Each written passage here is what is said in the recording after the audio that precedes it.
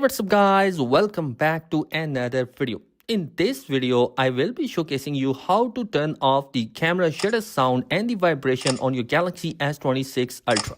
So let's get started. Now in order to do that, there is not going to be any straightforward method.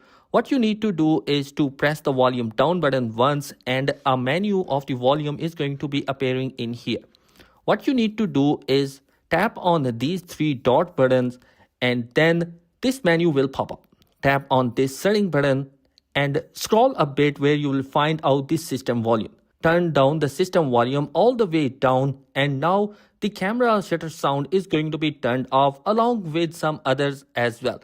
It will not affect the ringtone or notification sounds, but some other system sound like charging sound will be turned off. Now to turn off the vibration, open up the camera app. From this dot, go to this full icon or setting, scroll down and just toggle off this vibration feedback, and that's basically it.